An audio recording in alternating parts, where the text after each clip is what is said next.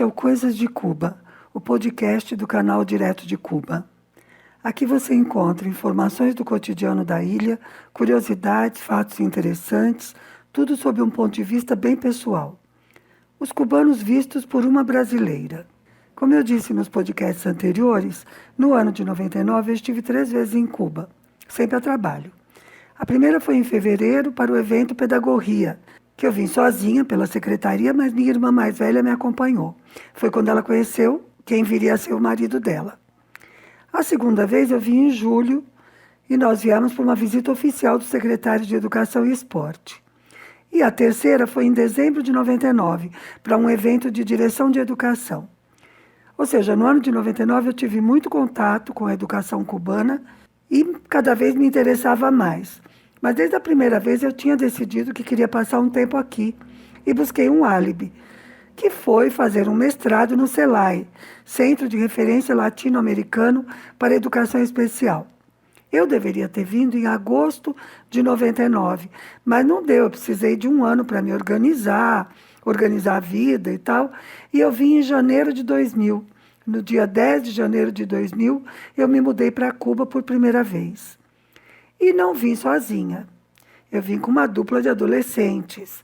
O meu filho, Rafael, que tinha 17 para 18 anos e vinha estudar espanhol, e o Lucas, filho da Sueli, que tinha 15 anos e vinha para treinar judô, para fazer um mês de treinamento.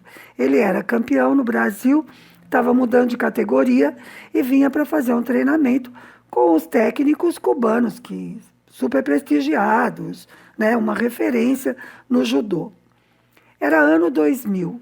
Cuba estava se abrindo para o mundo. Eu já tinha explicado isso num podcast anterior. Cuba tinha ficado durante muitos anos fechada só para o mercado e o mundo socialista da União Soviética.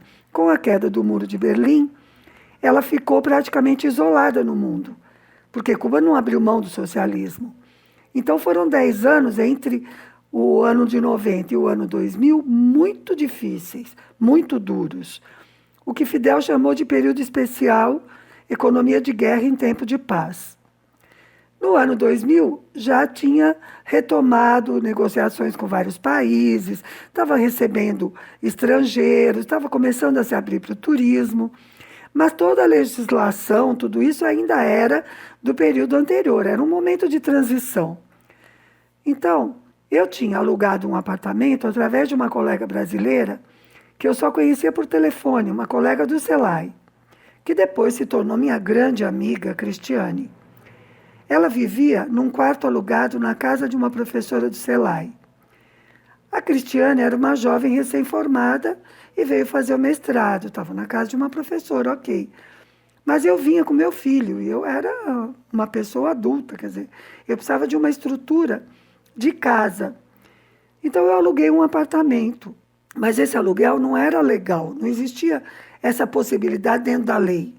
Sempre era uma coisa clandestina, embora fosse pública. E a dona desse apartamento não queria que soubessem que ela estava alugando. Ela queria que achassem que eu era uma pessoa, uma amiga em visita. Então ela entrava e saía do meu apartamento quando ela bem entendia. Ela nunca conseguiu entender que aquele apartamento tinha passado a ser a minha casa. Então ela vinha com a chave, entrava. Bom, eu só fiquei um mês nesse lugar. Mas quando eu cheguei, eu encontrei esta mulher, a dona do apartamento, muito brava comigo. Vou explicar por quê. Em dezembro de 99, quando eu vim para o evento de direção de educação, foi justo no período do meu aniversário. E na noite do meu aniversário eu resolvi que eu não ia ficar trancada no hotel. A colega que estava comigo, que também era assessora, a Dina, não quis sair. Eu disse, bom, eu vou sozinha. E fui a um lugar onde havia música ao vivo, em frente ao nosso hotel. Nós estávamos na Vila Pan-Americana, que é uma vila que foi construída para os Jogos Pan-Americanos e onde há hotéis. Eu vou, tem um grupo tocando, já é fim da noite, e está visível que eu sou estrangeira ali, né? E havia naquele momento, eu não sei se ainda há, mas naquele momento havia um grande interesse de muitos cubanos de conversar, de ter aproximação com estrangeiros. E é engraçado porque isso tem dois lados. Muitos cubanos não se aproximavam de estrangeiros de jeito nenhum para não ser confundido com aqueles que queriam se aproximar, veja bem. Então, por exemplo, no CELAI, no meu grupo do mestrado, eu nunca fui convidada para ir à casa de nenhum colega. Ninguém nunca me chamou. Para não haver confusão de eu achar que alguém queria se aproveitar de mim. Mas não era bem isso, não era bem se aproveitar. O que acontecia era o seguinte: havia muito interesse, muita curiosidade, porque Cuba estava saindo daquele período de ficar muito fechada, né? Então havia muita curiosidade e havia também interesse no sentido de estar perto de alguém que podia oferecer determinados benefícios. Sair para ir a um restaurante, oferecer um presente, deixar um creme. Era difícil encontrar creme de mão para comprar. Não era prostituição, tá? Não era uma troca por serviços sexuais. Podia acontecer um relacionamento, mas não era isso. Existia prostituição também, como ainda existe. E prostituição com estrangeiros era melhor, porque estrangeiro tinha mais dinheiro. Mas não é disso que eu estou falando. Eu estou falando desse interesse que muitos cubanos tinham de se aproximar de estrangeiros para receber determinados benefícios. Mas era uma troca perfeitamente legítima, porque eles eram super agradáveis, levavam a gente para passear, apresentava para a vida em Cuba, contava, falava da história, enfim. E nunca achei ruim a relação com essas pessoas, muito pelo contrário. Bom, a dona da casa estava brava, porque quando eu fui ao espetáculo, a essa apresentação, o saxofonista veio conversar comigo, um rapaz lindo, simpático. Nós saímos depois que eles terminaram de trabalhar e fomos passear um pouco ali na Vila Pan-Americana e conversar. E eu contei para ele que eu estava de mudança para Cuba, porque isso era meio de dezembro, eu ia mudar dia 10 de janeiro. E contei onde era o apartamento. Quando eu chego, ele está no apartamento dizendo para a dona da casa que ele era meu marido e que ia morar ali. Isso é outra coisa que também acontecia. Nós tínhamos uma piada entre as estrangeiras do CELAI de que os cubanos faziam assim. No primeiro momento eles te diziam bom dia, no segundo eles te diziam meu amor, no terceiro você era bebida e depois, se você não segurasse, ele entrava no seu quarto e deitava na sua cama. Era uma piada, era uma brincadeira que os cubanos riam também. Mas enfim, eu esclareci que ele não era meu marido não, ficou tudo bem e ele continuou frequentando a casa. E ele me ajudou bastante nesse início, para ser sincera. Logo na primeira semana, nós tínhamos um aniversário. Era aniversário de 1º ano da neta da Sônia Cuesta, aquela cubana que tinha sido nossa cicerone na visita dos secretários. Era um evento importante, era a primeira neta dela, primeiro aniversário. Eu queria muito ir. E esse rapaz, o Aladier, foi quem nos levou, porque era em Alamar, que era longe, eu não sabia como chegar em Alamar, eu ainda não sabia me mover em Havana, e nem sabia me mover em Alamar, que é um lugar complicado. Mas ele nos levou e nós fomos, tudo bem. Os meninos, o Lucas e o Rafael, não tinham ideia do que os esperava.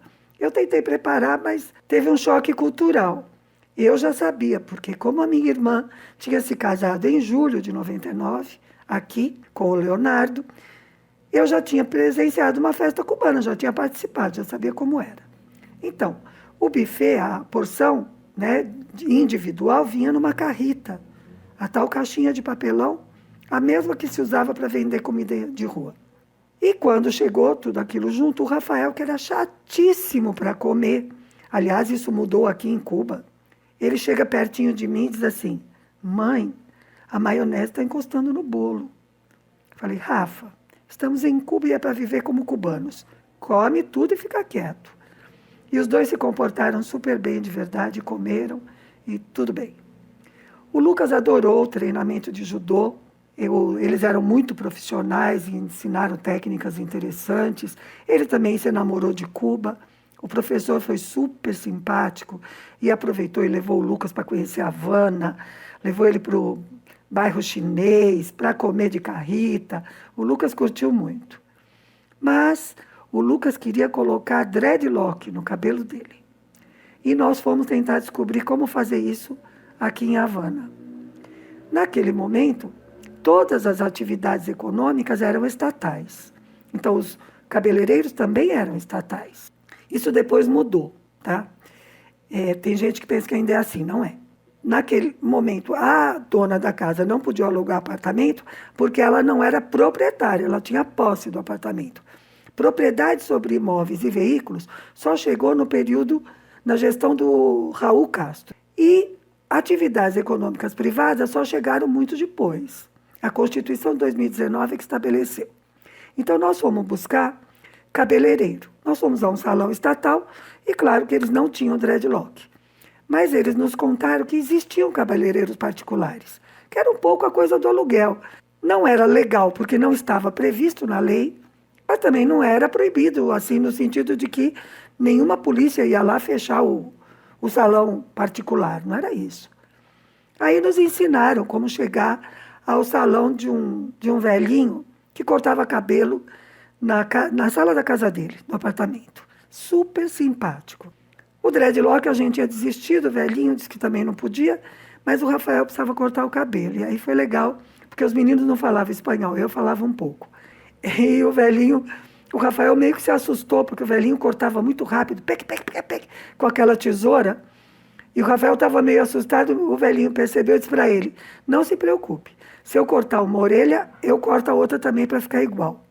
E esse era e é o tipo de piada que eles fazem mesmo com desconhecidos. Bem, contei bastante coisa.